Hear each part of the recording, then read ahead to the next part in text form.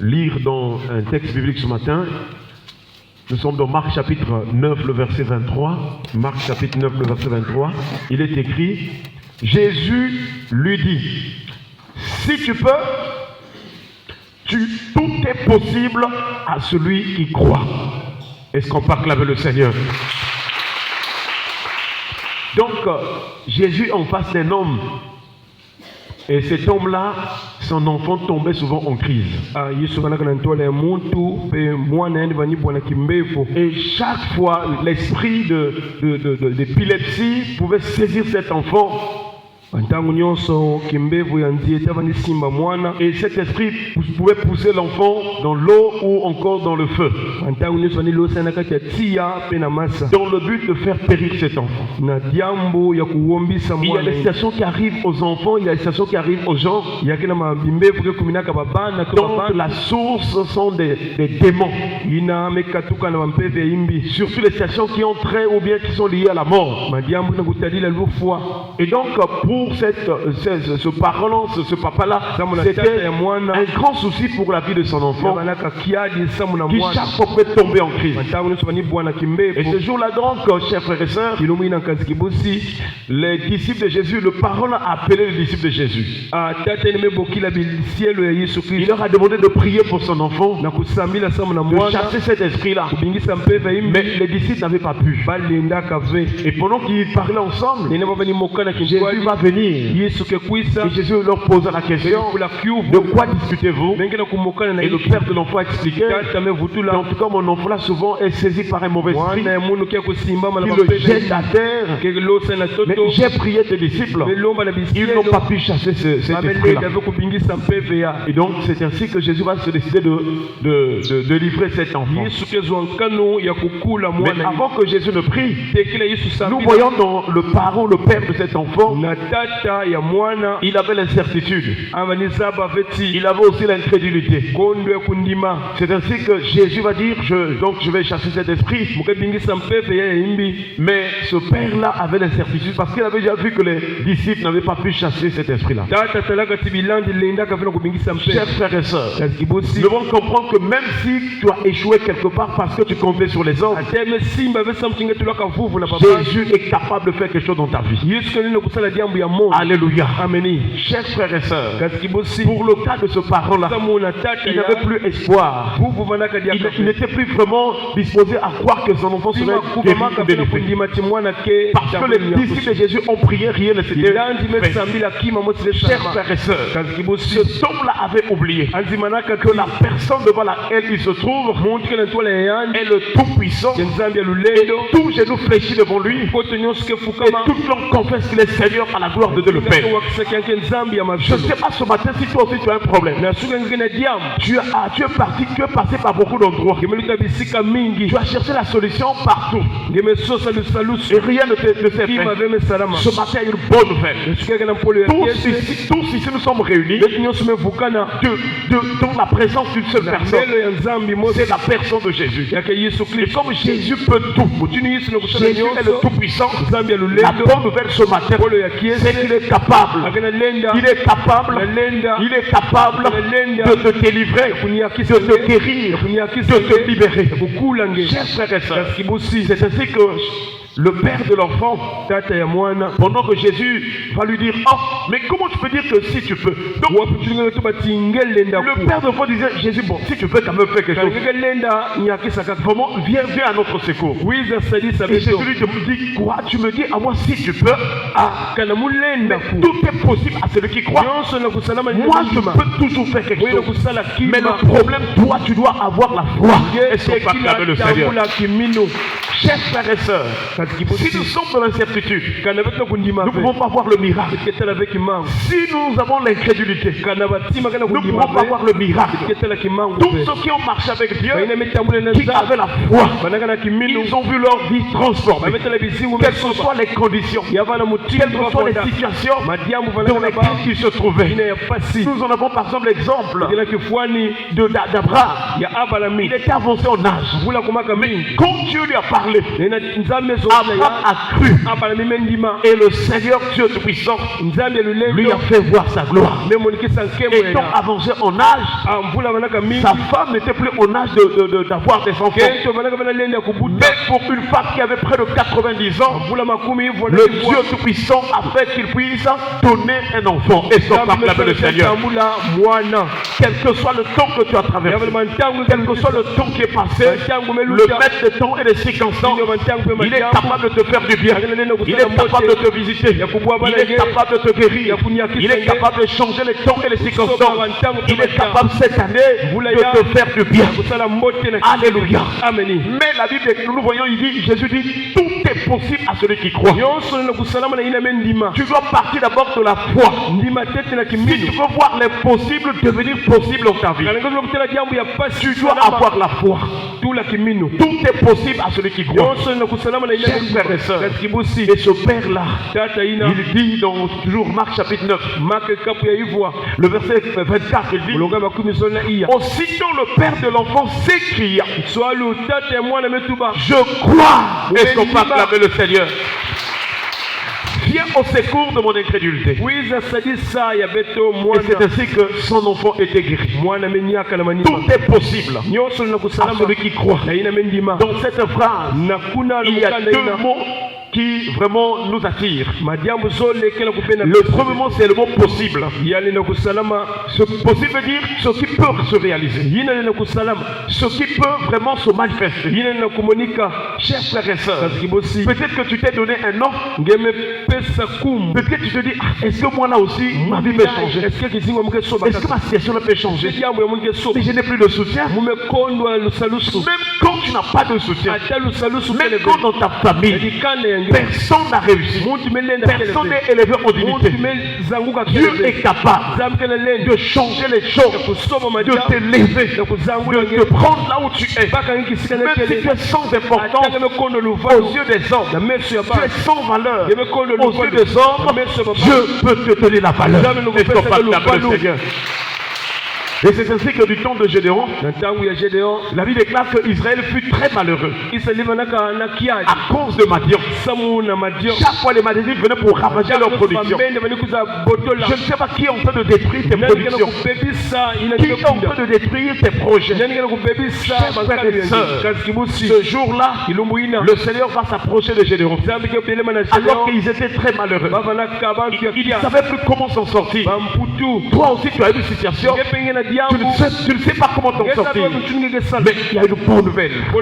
Alors ce jour-là, nous sommes dans Juge chapitre 6 verset 14. L'Éternel se tourna vers lui. Nous prions que cette année, que le Seigneur porte les regards sur ta situation. Nous prions que cette année, que le Seigneur voie ton cas. Tous ceux devant qui le Seigneur a porté ses regards pour voir leur cas, il y a eu une solution. Reçois ta solution ce matin dans le nom de Jésus. Que le Seigneur voie ta situation, que le Seigneur dise un mot. Même le centenier dont le serviteur était paralysé, mais lorsqu'il est venu auprès de Jésus, il dit, Seigneur, mon serviteur est mourant, viens, tu vas le guérir. Jésus a dit, j'irai chez toi, je vais aller guérir ton serviteur. Il dit, mais Seigneur, je ne suis pas digne que tu entres sous mon doigt. Dis seulement une parole et mon serviteur sera guéri. Et son pas acclamer le Seigneur. Le centenier avait la foi. Si tu as la foi, Jésus va dire une parole pour ta vie. Et cette parole va courir pour aller se manifester. Même si la situation est au village, même si la situation est à l'étranger, la parole puissante de Jésus est capable de changer les temps et les circonstances. Nous prions que le Seigneur se souvienne de ton cas, de ton problème, de tes enfants, de la personne pour qui tu es en train de prier. Et que la parole du Seigneur aille toucher cette personne. Alléluia. Et le serviteur du centenaire était guéri. Il a dit à Gédéon, David déclare, il dit à Gédéon, va avec cette force que tu as et délivre Israël de la main de Madian. N'est-ce pas moi qui t'envoie? Gédéon avait donné des raisons, mais il avait oublié que le fait qu'il a rencontré l'Éternel, la La solution était là. Si tu rencontres Jésus, si tu crois en lui, si tu mets ta confiance en Jésus, si tu confesses le nom de Jésus, si tu reçois Jésus dans ton cœur, tu as déjà la solution à tes problèmes. Alléluia. La Bible est là, si tu confesses de ta bouche le Seigneur Jésus, et si tu crois dans ton cœur que Dieu l'a ressuscité des morts, tu seras sauvé, tu seras délivré, tu auras la solution à tous tes problèmes. Chers frères et sœurs, que le nom tout-puissant de Jésus puisse apporter la résolution à tous tes problèmes, et que cette année que tu témoignes, Jésus est merveilleux, Jésus est bon, Jésus est le tout-puissant. Chers frères et sœurs, tout est possible. Même là où ta vie est au pied du mur, les gens ne te croient pas, les gens raisonnent sur ta vie. Si tu as la foi, Dieu changera les temps et les circonstances. Il y a un homme qui était malade depuis 38 ans. C'était impossible pour lui qu'il soit guéri. Parce que quand on voit les choses sur des vues humaines, c'était impossible. Parce qu'à cette époque-là, pour être guéri, il fallait que l'ange descende dans la piscine. Et quand la piscine était agitée, chers frères et sœurs, celui qui descendait le premier était guéri. Il lui était paralysé. Au moment où il veut se débattre, ça dit c'est forcé pour aller à la piscine. Il y avait toujours une personne qui était la première pour entrer dans la piscine. Et c'était presque impossible pour cet homme. Dans la vie, quand tu as fait tes calculs, tu trouves que c'est impossible. Cherche les calculs de Jésus et son acclamer le Seigneur. Les calculs de Jésus ne se font pas comme nous calculons. Les calculs de Jésus se font lorsque nous avons la foi. Et si la foi est là, Jésus va intervenir. Jésus va rencontrer cet homme. Il va lui dire, veux-tu être guéri? Il dit, je n'ai personne. Car lorsque l'eau est agitée et que pendant que je vais aller, il y a un autre qui passe devant moi. Toi aussi dans ta vie, tu as essayé ce domaine. Tu as essayé dans tel domaine. Les autres sont toujours en avancée. Les autres sont toujours en avant. Les autres avancent. Toi, tu es toujours en arrière.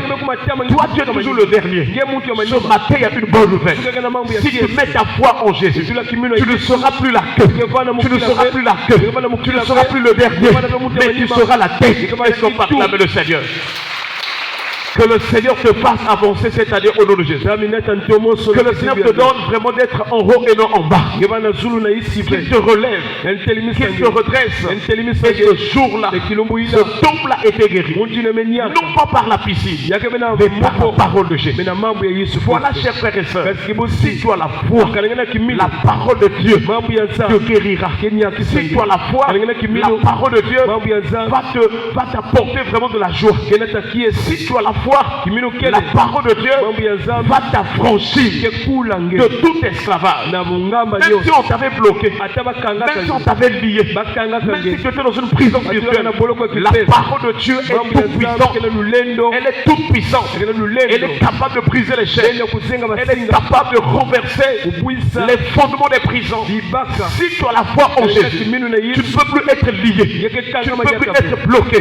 Parce que le nom de Jésus terrasse les démons et toute la puissance de l'ennemi. Reçois ta délivrance ce matin au nom de Jésus. Donc la deuxième chose, c'est de croire. Avoir la foi. Croire, ça veut dire avoir confiance en Dieu. Croire veut dire penser, accepter, adhérer, se déclarer d'accord avec Dieu. Quand Dieu dit, tu dis oui. Quand c'est Dieu qui a dit, c'est la vérité. Et son partenaire le Seigneur. En Dieu, il n'y a pas de mensonge. Ce qu'il a dit arrivera certainement. Et donc la foi, c'est de croire en la vérité. C'est de se dire que tout ce que Dieu dit ou tout ce qui est en Dieu est vérité. La foi, c'est avoir aussi une ferme assurance dans ce que Dieu t'a dit. Même si tout le monde t'abandonne, toi tu restes avec Dieu. Tu restes avec ce que Dieu t'a dit. Voilà la foi, chers frères et sœurs. La foi, c'est aussi obéir. obéir. Quand Dieu dit quelque chose, tu dois obéir. Quand il dit fais telle chose, si tu obéis, tu verras la gloire de Dieu.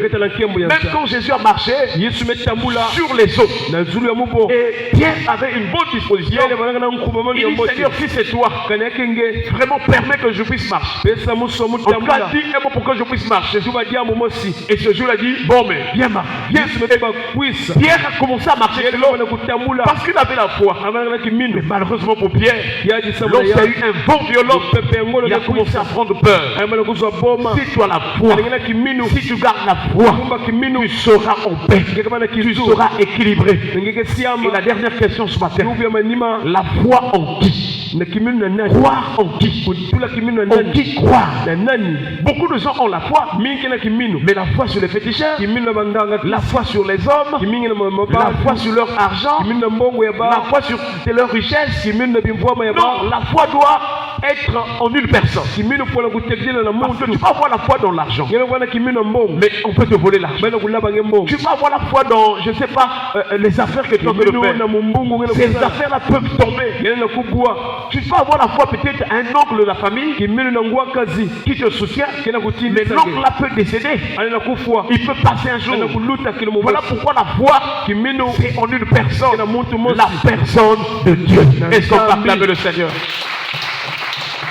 Donc la Bible nous dit, or sans la foi, il est impossible de lui être agréable.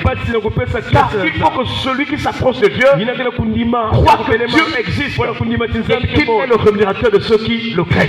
Là où tu es, si tu crois que Dieu est avec toi, Dieu connaît ta situation, Dieu peut intervenir, là déjà ça va marcher. Et aussi croire que Dieu est capable de résoudre dans ta situation, ton problème. Dieu existe, mais il existe pour voir aussi ton cas, pour t'apporter la solution. Croire que Dieu existe, même quand tu es seul, même quand tu es sur le lit, croire que Dieu est avec toi. Est-ce qu'on peut acclamer le Seigneur? Mais Dieu est un grand mystère. On ne peut pas voir Dieu avec les yeux. Dieu donc s'est décidé de se révéler. Parce que Dieu, dans sa dimension de Dieu, en tout cas c'est difficile de le connaître. Parce qu'il est infiniment grand en tout point. Alors Dieu s'est décidé de se révéler. Il est venu donc par son Fils Jésus, afin que quiconque croit en Jésus, quiconque croit à tout ce que Jésus a fait sur la terre, dans son ministère, tout celui qui croit que Jésus est sorti du sein du Père, il est venu sur la terre, il a souffert, il était mort, crucifié, il était enseveli, le troisième jour, il est ressuscité, il est vivant, il est monté au ciel, il est assis à la droite de Dieu, le Père puissant. Jésus est couronné de gloire et d'honneur et il revient de la gloire. Si tu crois en Christ, alors chers frères et sœurs, tu verras la gloire de Dieu parce qu'il est le seul. La révélation de Dieu, c'est lui. Si tu vois Jésus, si tu considères Jésus, c'est le Père que tu as vu, c'est le Père que tu considères, et Jésus fait comme le Père. Nous prions que cette année, ta foi grandisse, ta foi grandisse dans la personne de Jésus. Car si tu crois en Jésus, il y aura la délivrance. Chers frères et sœurs, voilà pourquoi tous ceux qui ont rencontré Jésus et qui avaient la foi, leur vie avait changé. Nous prions que Jésus te change, qu'il change ta vie, qu'il change ta condition, qu'il change ta situation, qu'il change ton identité, qu'il change vraiment ta vie dans tous les domaines de ta vie. Jésus est capable de te donner une nouvelle identité. Et lorsqu'on va te voir, tous ceux qui t'avaient connu avant, ils feront quelque chose de nouveau. Jésus est capable de t'amener à marcher en nouveauté de vie, une nouvelle vie. C'est possible. Ne sois pas découragé, n'aie pas peur. Même si tu traverses le danger, Jésus est capable d'aller jusqu'aux profondeurs pour soutirer ta vie, pour délivrer ta vie de cette détresse. Si tu crois crois en Jésus, tu seras plus que vainqueur devant tes adversaires, devant tes ennemis. Si tu crois en Jésus, lorsqu'il viendra, tu seras enlevé dans les airs et combattre avec le Seigneur. Baissons les têtes dans la prière.